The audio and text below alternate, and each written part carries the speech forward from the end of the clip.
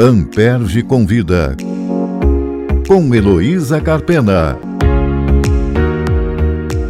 Hoje temos a honra de receber no Amperge Convida o Corregedor-Geral do Ministério Público do Rio de Janeiro, Procurador de Justiça Ricardo Ribeiro Martins, que há uma semana foi reeleito com expressiva votação dos seus pares para o segundo mandato.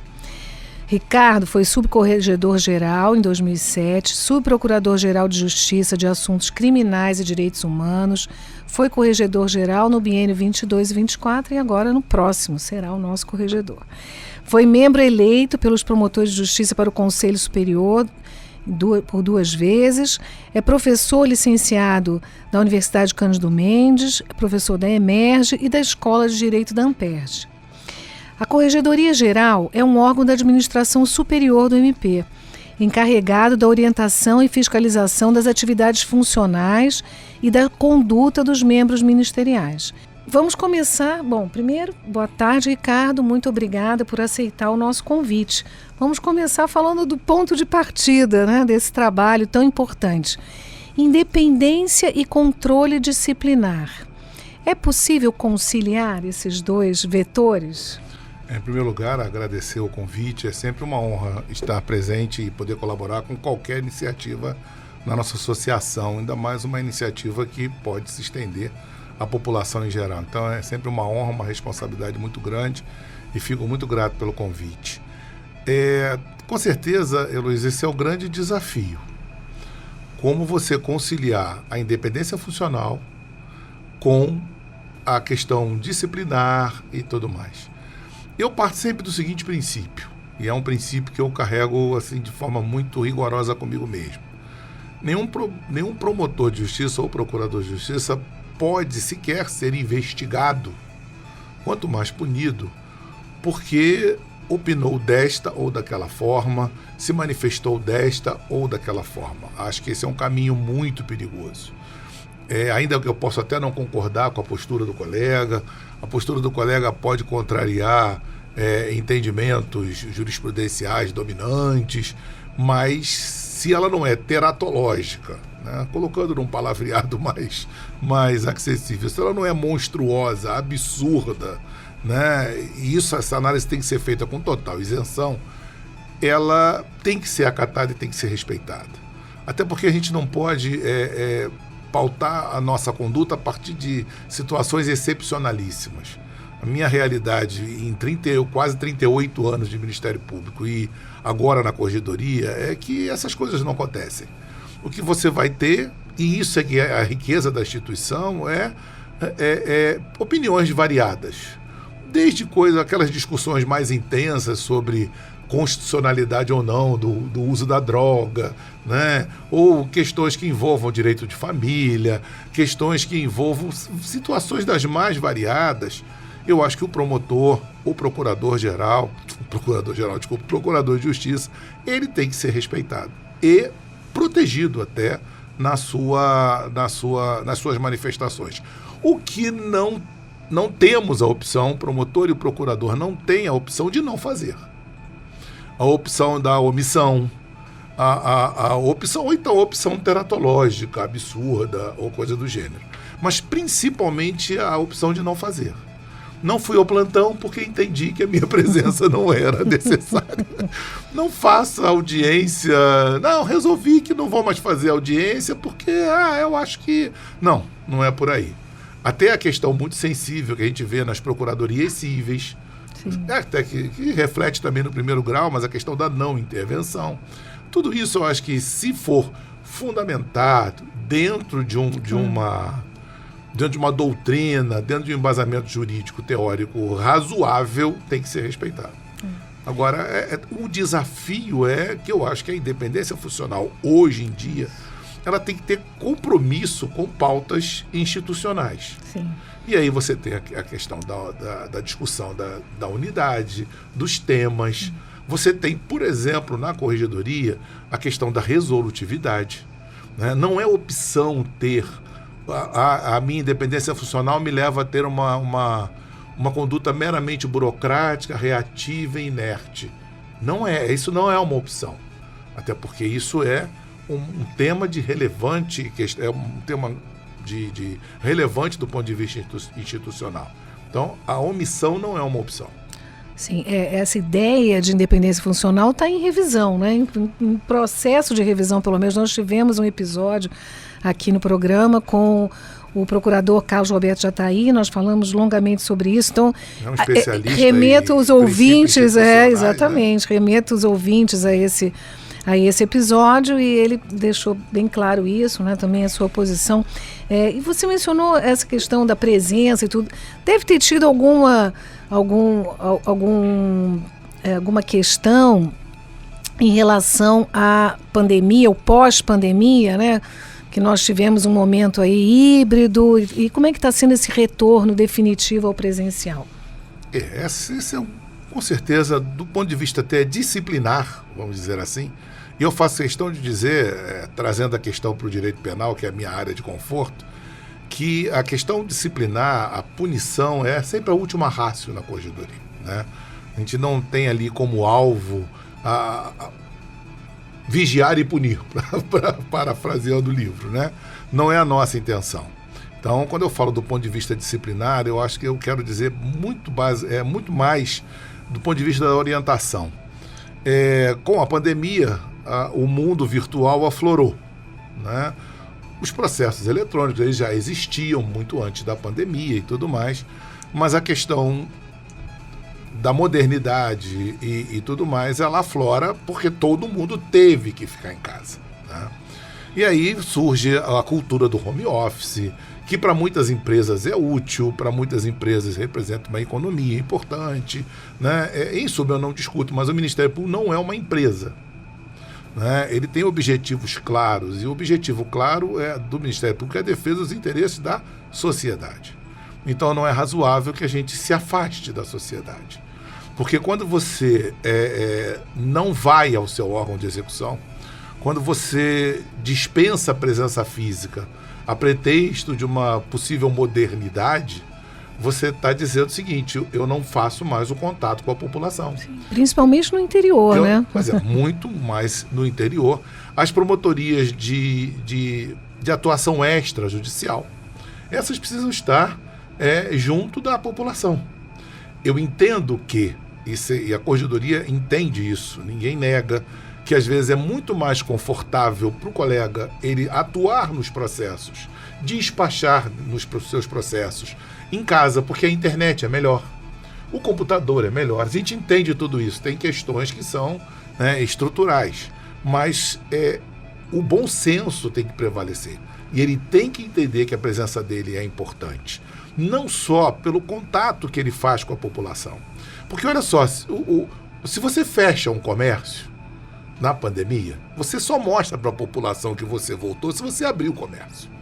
Se você continua com o restaurante fechado, não adianta você reclamar, mas ninguém me procura, o restaurante está fechado, né? Então, acabou a pandemia, retoma o seu contato, e é o que eu tenho visto. Eu não quero também ser injusto de dizer que isso é uma regra dentro da instituição. O que eu tenho visto é efetivamente o retorno dos colegas, sempre dentro desse bom senso. A Corregedoria compreende que processos são melhores trabalhados em casa, né? O processo, a internet do colega, eles reclamam muito. A internet, às vezes a internet no interior é lenta, mas ele tem que estar lá. Né? Ele tem que estar junto. Eu tenho uma frase que eu ouvi de um colega corregedor de São Paulo, que ele diz o seguinte: quando o juiz não está no fórum, quem sente falta dele é o advogado. Porque é o advogado que fala com o juiz. Quando o promotor não está no fórum, quem sente falta dele é a população. Claro. Né? Então, é muito mais danoso a ausência do promotor de justiça do que do próprio juiz.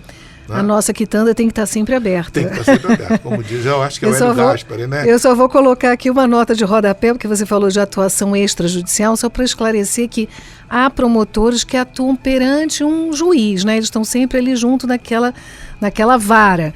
E outros que eles tomam a iniciativa, né, quando o Ministério Público é parte. Então, eu vou fazer a nota de rodapé para o gancho para a segunda pergunta. Eu sei que você está muito ocupado e focado em projetos de proatividade, planos de meta ou planejamento estratégico. Então, isso novamente traz para o debate a questão da independência funcional, o quanto o promotor pode fazer as coisas, né, da cabeça dele, o quanto ele tem que seguir minimamente uma orientação da chefia. Como é o controle de qualidade, né, desses órgãos extrajudiciais? Isso tem uma íntima ligação, novamente, com a questão da presença. Como é que você cobra proatividade, né, de pessoa que está em casa, que não faz contato? Como você vai querer que ele faça audiências públicas, inspeções, tenha contato com a comunidade mais organizada, a sociedade civil organizada, frequente comitês, né, que são relevantes, principalmente na área de meio ambiente? De casa ele não tem como fazer isso. De casa a postura dele é meramente o quê? Reativa. Postura inerte. Inerte para o juiz é uma qualidade fundamental, para nós é um problema. Né? Então não dá para dizer assim, como eu já ouvi de colegas, mas a minha caixa de processo está limpa. Mas e como é que é a sua atuação na comarca? Aí vem aquele silêncio constrangedor. Não, assim, chegou alguma coisa, eu resolvo? Pois é. E aí, quando a gente fala em resolutividade, isso está intimamente ligado com o quê? Com proatividade. Você só é resolutivo se você for proativo. Então, e resolutividade hoje não é, como eu disse, não é uma opção. É o CNMP. O CNMP, ano passado, com razão, percorreu o país todo, fazendo correições nas corregedorias e nas procuradorias, visando, ele não queria saber se o processo está em atraso, isso é um problema nosso do dia a dia. Ele quer saber o seguinte, qual é o nosso potencial de transformação? Potencial de transformação social. Sim. E é isso, resolutividade é isso. E isso passa outra questão, você vê que tudo se interliga. O colega hoje, eu tenho horror de falar dessas coisas e usar essa frase, no meu tempo. Né? Eu tenho horror, porque parece um saudosismo, as coisas mudam, evoluem, né? Eu não gosto a geração anterior está sempre dizendo que a seguinte é pior. E aí o mundo, então, a gente estaria... Como diz o Paulinho da Viola, meu tempo é agora, né? Aproveitar que nós estamos aqui na rádio para ter essa inspiração. A gente ouvia muito isso em sala de professor, né? Você deu aula, dá aula, e, esses alunos de hoje, eu fico... Mas o mundo está melhorando. Então isso significa que a geração seguinte, ela evolui, né? Então eu não gosto muito de falar dessas coisas do meu tempo, mas eu estou falando do meu tempo para dizer o seguinte, era mais simples. A minha gestão do órgão compreendia um livro carga, que a gente andava com ele para cima e para baixo. Anotava os processos. Né? À mão, entregava caneta. O processo, ele dava, mas hoje não. Nas promotorias extrajudiciais, principalmente, nas judiciais ainda é assim, eu sou procurador, 4ª Câmara Criminal. Como é que eu controlo meus processos? Eu entro no Integra Judicial, está lá. O que eu fiz, o que está para fazer, quais são os prazos, está tudo lá, né? Mas numa promotoria extrajudicial, você tem expediente de ouvidoria, notícia de fato, TAC, processo, controlar os processos em andamento, PICs, tem um monte de coisa, inquéritos civis. Né? Então você tem que gerir isso. E o colega em casa também não consegue gerir. E essa é uma cultura que a gente tem que alimentar no colega. A gente tem feito isso nas correições e muitos colegas ficam assim, caramba, muito obrigado. Assim, muito obrigado por ter vindo aqui, porque você perguntar ao colega, como está isso assim assado? E peraí que eu vou chamar o secretário. Ele acaba não tendo a cultura, porque não tínhamos essa cultura realmente. Né? A cultura da gestão do próprio órgão. E aí, a partir disso, ele consegue dar mais eficiência. Tá? Então, a gente tem cobrado isso e, do ponto de vista da corregedoria internamente, a gente tem feito, agora nessa segunda gestão, mas já no final da gestão anterior, a gente tem feito programas de controle proativo. A gente não está mais, assim, com uma postura meramente reativa. Chegou uma notícia contra o colega, vamos apurar. Não. E sempre com viés de orientação. A gente não quer tocar terror em ninguém, não é nada disso. Né? Então a gente tem hoje controle de prazos, controle proativo. O sistema me diz, olha, colegas estão em atraso. O que a gente faz? Vamos punir, instaura. Não. chama o colega, o que está acontecendo? Né? Vamos conversar, o que a gente pode fazer para melhorar. Porque, como eu estou dizendo, a grande maioria dos colegas, graças a Deus, na grande maioria, a questão não é disciplinar. A questão é gestão, orientação.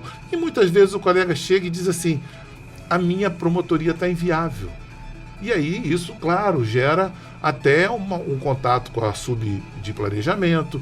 Quem sabe aquele órgão não precisa ser redimensionado, dividido. Então a gente tem feito isso na tutela. Esse projeto da tutela está em andamento ainda, que a gente consegue fazer uma análise a partir dos despachos. Despachos meramente reativos, despachos proativos. Do próprio promotor. Do próprio promotor. O que é um despacho proativo, por exemplo? Né? Uma inspeção, o registro de uma inspeção, uma audiência pública. Isso são despachos proativos, recomendações expedidas, avisos. Ou ele pode ser um despacho meramente reativo. Ele indefere uma notícia de fato, ele instaura um procedimento, mas ele está só reagindo. Né? Então, a gente quer... Quais são os resultados? A gente consegue ver. Como é que a gente vê o resultado? Um arquivamento com solução. Que hoje em dia, nem sempre a propositura da ação é a melhor solução. Sim, em geral né? não é. Em geral não é. A gente sabe disso. Né? Então, arquivamento com solução. Às vezes, aquele arquivamento com solução, um número grande de arquivamentos com soluções demonstra uma promotoria com alta proatividade. Né? TACs e, claro, ações em andamento. Em suma, a gente vai criar um sistema em que isso possa ser visto do ponto de vista estatístico, né? E por isso que a gente está em contato hoje com a informática, a gente fazer um sistema. Nas promotorias de investigação penal, nós já temos um sistema que a gente consegue ver número de entradas e número de saídas, se houve acréscimo ou decréscimo, que é um sinal. A gente consegue ver o grau de tempo de tramitação do processo, que também é do inquérito, que também é uma questão de produtividade.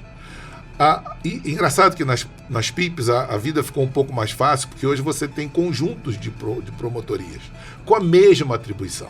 Sim, promotorias de investigação penal. Investigação penal, isso, com a mesma atribuição da mesma área.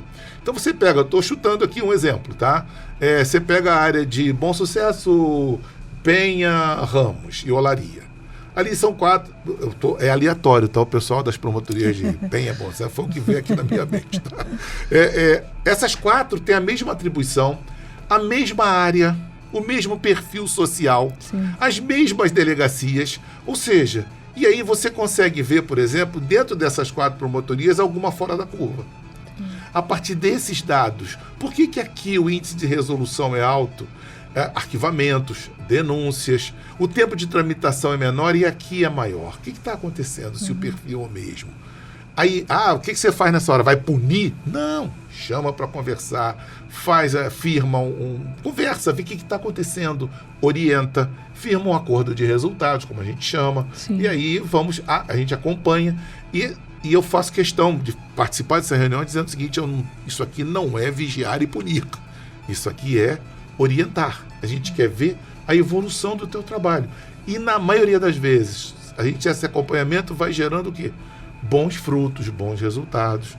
A mesma coisa da questão do prazo. A gente, por exemplo, a gente vê esse mês, esse trimestre agora. Essa questão do controle do prazo é trimestral. Esse trimestre agora a gente identificou um perfil específico de promotorias.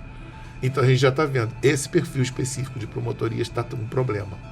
E a gente chama o colega para conversar, pergunta o que está havendo, por quê. Às vezes o colega está com excesso de prazo, que ele diz assim, eu estou com 5 investigações aqui, muito complexas, que me obriga a... Aí está ótimo, justificou, tá bom. Em suma, a gente quer fazer um controle proativo de orientação. O viés punitivo, para mim, né, ele é aquela última razão. Não caso, tem jeito. E é bom que a gente não tem um histórico de corrupção, de nada. A gente, graças a Deus, a nossa instituição não tem esse histórico. São situações excepcionalíssimas. Então, para nós, o viés punitivo acaba sendo o de menos. E quando a gente pensa, principalmente no extrajudicial, como você denominou, Houve a Constituição, né, deu um novo perfil institucional para o Ministério Público, e isso levou um tempo, né, até ser assimilado. Quer dizer, nossa geração viveu essa transformação, essa mudança da cultura, 86, da cultura institucional, né? Foi exatamente esse período pós-Constituição, os primeiros anos. Agora o pessoal jovem que está entrando já entrou com uma outra bagagem, né, com uma nova visão. Então, como você disse, a questão não é disciplinar, né?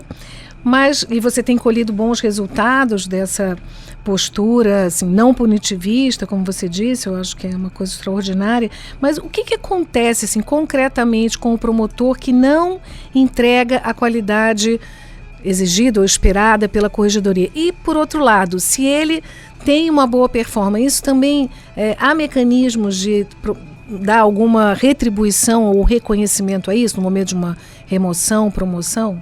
Sim, essa é uma questão muito, muito interessante. Eu fui membro do Conselho Superior, né? E quando a gente fala assim, a democracia é o pior dos regimes, à exceção de todos os outros, né? E eu sempre pugnei e continuo pugnando, porque integro o Conselho, que acho que a antiguidade é sempre a regra. Essa é uma cultura. E eu, nesses encontros com corregedores de outros estados, e essa é uma regra no Brasil todo, né? Mesmo nas questões de merecimento, a antiguidade é a regra. Aqui no Rio de Janeiro, nós temos uma cultura de só ultrapassar a antiguidade em caso de promoção, de remoção, no caso do demérito, né? Se tem pessoas... o mais antigo tem punição, no merecimento a gente exclui. É um critério objetivo que eu acho que agrada a classe inteira. Raras são as situações de promoção por antiguidade, que são alvo de procedimento e tudo mais. Tivemos uma recentemente, mas são raríssimas. E eu particularmente acho que é mais seguro deixar o sistema como está. Então já estou assim, todo mundo já sabe a minha posição, que é a posição dos conselheiros em geral, né? Mitigar esse processo só numa situação de extrema necessidade mesmo. Então, o que pode gerar, como eu disse, não é um sistema à prova de falhas. O que pode gerar certas injustiças na medida em que você acaba por não reconhecer, por exemplo, o mérito do colega. A gente publica elogios na Folha, mas é claro que o colega gostaria que isso refletisse melhor em termos de promoção, né, de remoção, claro, né? Isso a gente compreende que seria o sistema ideal, mas eu acho que a gente ainda tem que evoluir muito para criar um sistema de pontuação que consiga objetivar, né, remoções e promoções. É o ideal, sem dúvida alguma, é o ideal, mas olha, desde 88, 89 ou 90, que esse sistema da antiguidade prevalece. Eu vivi os dois sistemas, você também, né? E a gente sabe que o sistema atual é muito melhor. Ele gera... Meu saudoso professor Barbosa Moreira, que dizia, quando a gente quer que alguém faça alguma coisa, ou ameaça com um castigo ou promete uma recompensa. Não tem outro caminho, né? Mas... E a gente sabe que o sistema hoje, a gente tem uma classe pacificada. Nesse sentido, eu fui conselheiro 4 anos. Olha que coisa boa. Sabe quantos colegas vieram me pedir promoção ou remoção? Em 4 anos? Nenhum. Porque todo mundo já sabe de antemão o que vai acontecer. Né? Não tem bastidor, né? Pois tudo feito... Olha, isso para mim era uma tranquilidade. De forma republicana. Tranquilo. Mas agora, o sistema pode ser melhor? Claro que pode. E uma das falhas do sistema é exatamente nessa hora que o colega faz um belo trabalho. E não dá para a gente ser aquela mãe rigorosa e dizer assim, não fez mais que sua obrigação. Mas a gente está falando de proatividade, mas se ele não tem produtividade, ele pode ter problemas para se remover. Claro. Né? Aí, veja bem, ele até para se remover hoje, e isso é importante, o colega tem que ter a preocupação com a sua rotina de trabalho. O que eu mais vejo como conselheiro e como corregedor, membro do conselho, né? E os conselheiros também veem muito isso. O colega não consegue, ele não examina a situação dele nem quando ele vai se candidatar. E há uma regra dentro do conselho, e é aquela coisa do demérito, né? Se você está postulando remoção por merecimento, você já sabe, se você tiver punição vai complicar, e se você tiver processos em atraso vai complicar. E como é que a gente vê no conselho se tem processo em atraso? Hoje o sistema, o colega sabe disso, o sistema hoje faz o relatório para ele. A gente antigamente, lembra, fazia, eu de novo no meu tempo, né? A gente antigamente fazia o relatório à mão. Pegava o livrinho preto e fazia o relatório e entregava, protocolava lá, né? Hoje não, o sistema faz o relatório para o colega. Mas se o sistema se o relatório estiver errado, o colega tem 10 dias para validar. Ou seja, ele sabe que o sistema emitiu o relatório. Ele tem 10 dias para chegar lá e dizer, peraí, deixa eu ver se o relatório está correto. E o meu relatório está dizendo que tem coisa em atraso. Mas peraí, não tem não. Ou tem, mas eu vou justificar. Ele só precisa justificar. Está em atraso, por isso estou esperando a resposta do ofício, não sei o quê, papapá. E aí o relatório está validado. Se ele não fizer isso, 10 dias depois se considera validado tacitamente. A validação tácita é cultural. Eu, na minha procuradoria, eu deixo validar tacitamente. Não tem problema nenhum. Eu confio no sistema, mas o sistema falha. O meu sistema é mais fácil, é processo, Câmara, processo, Câmara, processo, Câmara. Mas um sistema de uma promotoria do dia a dia não é tão simples assim. E ele não valida. Em suma, é a questão da gestão. É a preocupação com a secretaria. Sim. Que o colega, ele é desidioso, não, ele não tem essa cultura. Eu entendo, eu brinco que ele está com a louça, a pia está cheia de louça. Ou seja, ele tem processo pra caramba, ele tem que dar parecer. Ele estudou para isso. Ele não estudou para gerir uma secretaria. Mas ele tem que. Bom você falar disso, porque a minha outra indagação... Mas eu não respondi.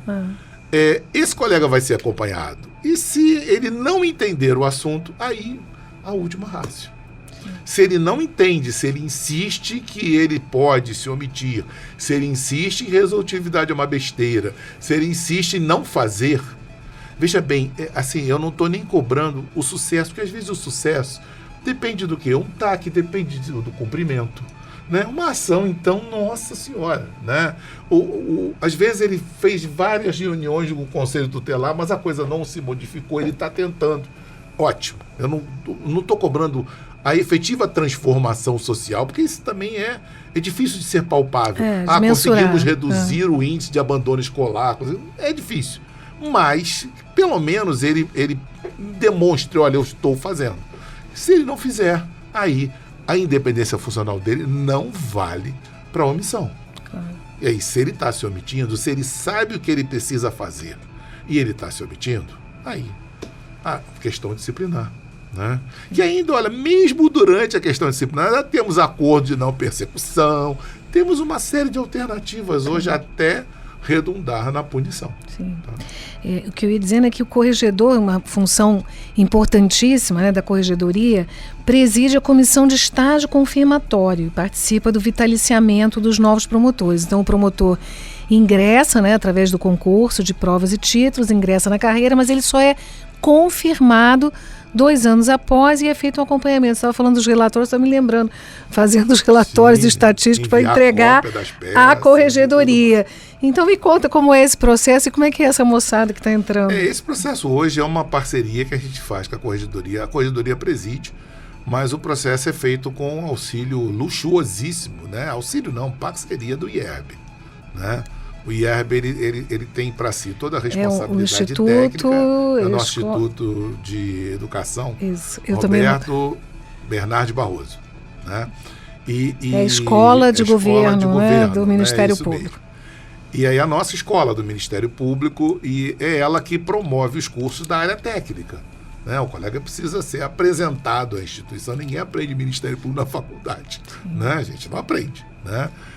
Então ele é apresentado à instituição, ele chega cheio de teorias, mas a instituição é apresentada a ele. Sim, curso de adaptação, né, gente? Todo o curso de adaptação e a corregedoria que faz esse controle. Claro que a gente fica com as hipóteses de zelo, eficiência e tudo mais, né? A minha preocupação enorme nessa etapa de preparação do colega é estabelecer com ele o compromisso. Qual é a nova geração, todas as novas gerações sempre são motivo de preocupação. Nós já fomos da nova geração, eu em 86, você, eu acho que... Pouquinho depois. 2015. Né? Eu em 86, é claro que quando eu entrei, as pessoas já olhavam para mim e diziam, olha a nova geração aí, vamos precisar colocar. Mas a minha preocupação hoje é trazer essa geração o compromisso. Você tem hoje, e não é um defeito, não é um problema. O concurso, eles chamam até de concurseiro, eu não gosto desse nome. É pejorativo, né? Pejorativo, mas eles se chamam, eu sou concurseiro. Eu prefiro concursando, né? Que eu acho mais suave, mais chique. É quase que um profissional. E ele fica, não estou dizendo que isso é a regra, não. Tá? No nosso último concurso isso não aconteceu, mas confesso que eu temi. Porque a maioria é de fora. A maioria não é do estado do Rio de Janeiro. A maioria é de fora. Mas não aconteceu. São colegas extremamente dedicados e a gente tem pouquíssimos problemas com relação um problema ou outro aqui e tudo mais, mas não é regra. Mas você tem uma geração, e eu dei muita aula em cursinho e na escola, né? Curso preparatório, e hoje você tem uma mentalidade, o mundo ficou menor. Sim. Então, antigamente, para a gente fazer uma prova no Ministério Público de Rondônia... as pessoas circulam mais, né? O concurseiro é aquele que vai fazendo provas no Brasil inteiro para aumentar as suas chances. Eu consigo fazer o curso preparatório para o Ministério Público de Rondônia. Sim. Eu vou entrar na internet e vou comprar um curso de um cara lá de Rondônia que conhece a banca, que ele vai dar o curso e tudo mais. Então, eles ficam. E isso acaba, prejudica um pouco o compromisso com a instituição. O vestir a camisa. Não, e o próprio conhecimento da realidade do local, né? Ainda tem essa. A impressão que dá é que entra com o pé fora, né? Não foi a realidade, mas aqui no nosso Ministério Público, com relação ao último concurso. Engraçado, o 35 não tinha essa realidade. O 36 teve essa realidade. Os dois últimos concursos. A maioria do 36, a gente tomou um susto, todo mundo tomou um susto. Como assim? Ué? Onde estão os cariocas? Porque a gente está mal acostumado. O Rio de Janeiro, normalmente, né? Aqui é o centro. Quantos estrangeiros no seu concurso? Quantos de fora no meu concurso? Nenhum. Não, eu acho que no meu concurso tinha um colega do Espírito Santo que voltou, né, para o Espírito Santo, mas nenhum. Aí, de repente, a gente toma um susto, né? Então, eu acho que a questão é esse novo perfil. E nós demos sorte, repito, não é o caso dos colegas do 36. 4 foram embora por aí, porque tinha um concurso ao mesmo tempo acontecendo, eu não sei se era TJ de São Paulo ou MP de São Paulo. E eram paulistas e foram, né? Faz parte do show, foi o que eu falei para eles. Nenhum preconceito contra, pelo contrário, o Rio de Janeiro é um lugar cosmopolita, vai receber de braços abertos, mas o compromisso. E aí aproveitar que essas cabeças estão zeradas e colocar esses novos conceitos. A necessidade da gestão, a proatividade, a resolutividade. Porque a gente ainda tem muito, é uma coisa que eu percebo muito, e não é ofensivo, mas é a cultura da inércia. Não é ofensivo. O cidadão que está ouvindo, né, ele está dizendo que os promotores... E todo juiz é inerte. Sim.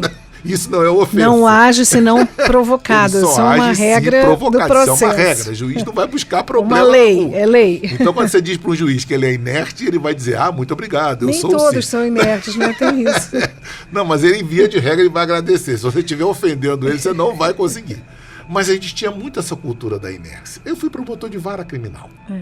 Né? O promotor de vara criminal, ele atua na demanda da vara. Sim. Né? Os processos chegam, né? O cartório traz e botava em cima da mesa. Botava em cima da mesa. Hoje entra na sua caixa. A minha procuradoria. Então, você mudar essa cultura, porque muita gente vai para uma PJTC, que é a Promotoria de Justiça e Tutela Coletiva, com essa ideia, como eu vi colega me dizendo. Não, mas a minha caixa está vazia. Falei, não, você não está entendendo. É você que tem que procurar para enchê-la. Né? Você que vai atrás do problema. Então a gente consegue mudar, incutir neles, que é uma cabeça vazia, a cultura da gestão do órgão, da proatividade, da resolutividade. Até isso, você mesmo falou, né? Nem sempre a propositura da ação é o melhor caminho. Sim. Às vezes você vê, e aí é claro que a gente bate palma. O colega ficou 15 dias em casa para fazer uma inicial de 90 páginas. O negócio é maravilhoso, um trabalho, publica na revista. Mas o juiz deu um despacho síntese e aquilo vai. E vai, se ele não conseguir uma liminar ali, aquilo não vai resolver. E aí vai. Então, às vezes, era melhor ter... olha, esse colega não é desidioso. Ele ficou 15 dias sentado para fazer uma petição, examinando volumes. Se ele chamasse todo mundo para sentar e fazer uma reunião. E fazer um TAC, né? E fazer um TAC talvez resolvesse. Às vezes, o colega resolve como um telefonema. Tá faltando remédio, não sei, eu vou entrar com a ação. Secretário, aqui é do Ministério Público, como é que a gente pode resolver isso? Doutor, e você sabe, você trabalhou muito tempo em tutela, às vezes só essa ligação, doutor, me dá uma semana, eu vou trazer esses remédios. Aí, arquiva com solução. Ele resolveu.